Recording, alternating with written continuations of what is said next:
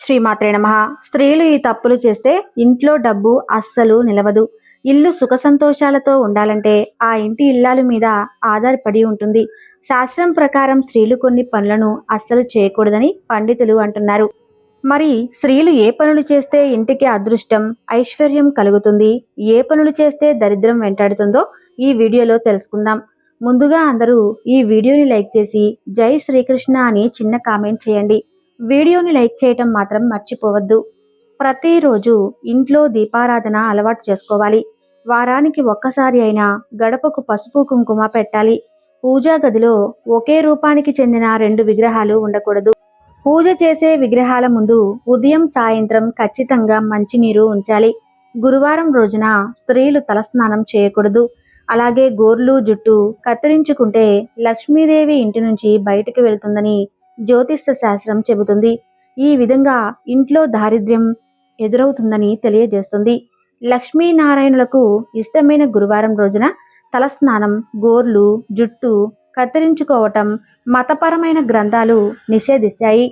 ఇంట్లో నిమ్మకాయ దీపం పెట్టకూడదు. దేవాలయంలో మాత్రమే నిమ్మకాయ దీపం పెట్టాలి. ఇల్లు ఊడ్చిన చీపురును నిల్చోబెట్టకూడదు. వంటగదిలో వాడిన మసిబట్టలను పొద్దుపోయాక అస్సలు ఉతకకూడదు.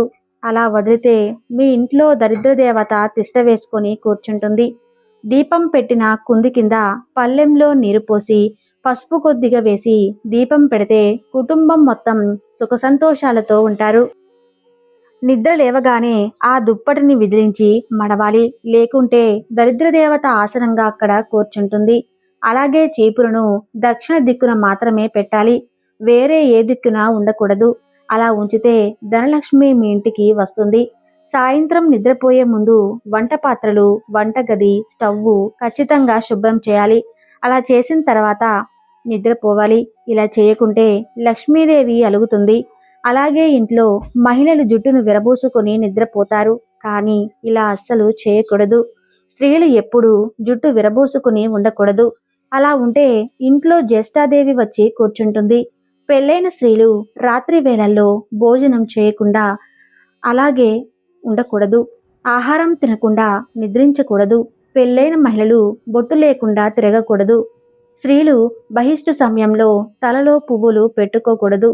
పెళ్ళైన మహిళలు బంధువుల ఇంట్లోనూ స్నేహితుల ఇంట్లోనూ ఎక్కువ రోజులు ఉండకూడదు. ఇది ఆమె వివాహ బంధంలో చీలికను సృష్టించవచ్చు. మీరు వెళ్ళిన ప్రతి దేవాలయాల నుండి విగ్రహాలు తెచ్చుకొని ఇంటి నిండా పెట్టకూడదు. మీ పెద్దల నుండి వస్తున్న ఆనవాయితీలను వదలకూడదు. ఉదయాన్నే లేవగానే అర్థం చూడకూడదు. తల దువ్వకూడదు. రోజు దీపారాధనకు మీరు వాడే నూనె మీ శక్తి కొద్దీ ఏదైనా పర్వాలేదు. కానీ వ్రతము, నోము, దీక్ష, పరిహారాల సమయంలో నువ్వుల నూనె, ఆవు నెయ్యి తెచ్చుకోండి. కానీ కల్తీ నూనెను మాత్రం వాడకండి. బట్టలను ఉతికాక మాత్రమే స్నానం చేయాలి. బట్టలు ఉతికిన నీటిని కాలిపైన పోసుకోకూడదు. అందులో జ్యేష్ఠాదేవికి ప్రవేశం దొరుకుతుంది. బీరువాకు అద్దం ఉండకూడదు. అందులో ముఖం చూసుకోవటం, తలదువ్వుకోవడం లాంటివి చేస్తే లక్ష్మీదేవికి కోపం వస్తుంది. తద్వారా మీ ఇంట్లో డబ్బు అస్సలు నిలవదు. సాయంత్రం 6 దాటాక సూది, ఉప్పు, నూనె, కోడిగుడ్లు ఇంటికి తెచ్చుకోకూడదు. ఎందుకంటే అవి శని స్థానాలు. మీ వెంట కొని తెచ్చుకున్నట్లు అవుతుంది. పొద్దు పోయాక పెరుగు, ఊరకాయలు ఎవరికి ఇవ్వకండి. ఎందుకంటే ఇవి లక్ష్మీ స్థానాలు. శనివారం రోజు చెప్పులు, గొడుగు, గుడ్లు, నూనె, మాంసము ఇంటికి తెచ్చుకోకూడదు. మీకు తినే అలవాటు ఉంటే కనుక వీటిని ముందు రోజు తెచ్చుకోండి. జాతకంలో కుజదోషం ఉన్నవారు, వ్యాపారంలో గొడవలు, ఇబ్బందులు ఉన్నవారు మంగళవారం రోజు గుడ్డు తినకండి. శనివారం రోజు నలుపు వస్త్రాలు ఇంటికి తీసుకుని రాకండి.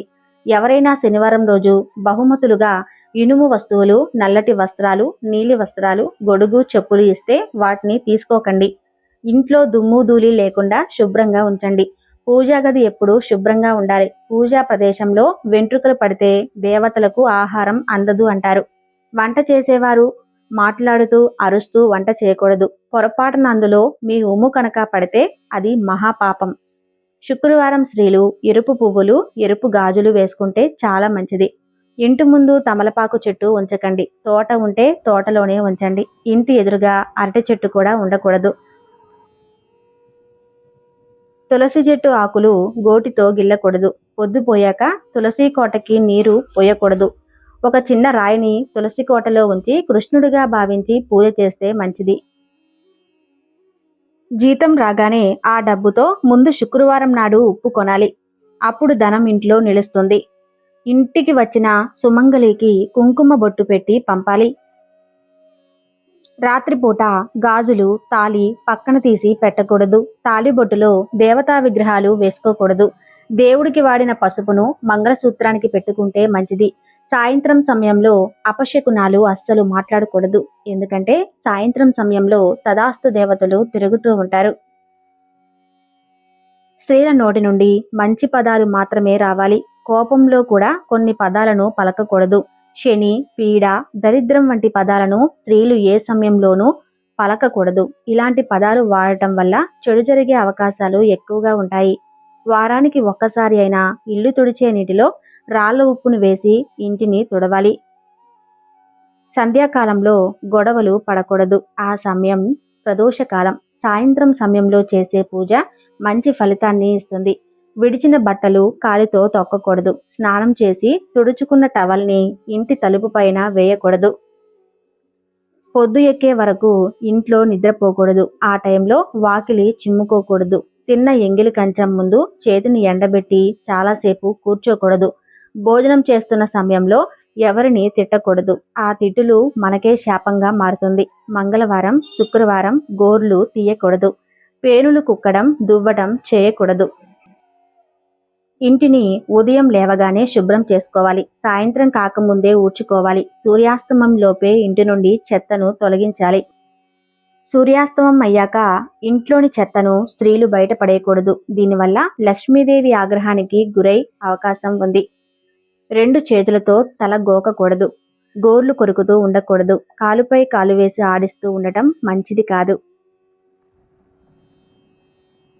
రాహుకాలంలో స్నానం, భోజనం అస్సలు చేయకూడదు. వెండి వస్తువులు ఎవరికీ బహుమతులుగా ఇవ్వకూడదు. ఇంటి గుమ్మం ముందు చెప్పులు ఉండకూడదు. కొంచెం దూరంగా ఉండాలి. ఎవరికైనా ఇచ్చిన డబ్బు కానీ, ఏ రోజు ఆ రోజు వ్యాపారంలో వచ్చే ధనం కానీ నేరుగా డబ్బులు దాచే బిరువాలో పెట్టకూడదు. ముందు ఉప్పు డబ్బాలో పెట్టి తర్వాత బిరువాలో పెట్టాలి. దీని ద్వారా మీ డబ్బు రెట్టింపు అవుతుంది.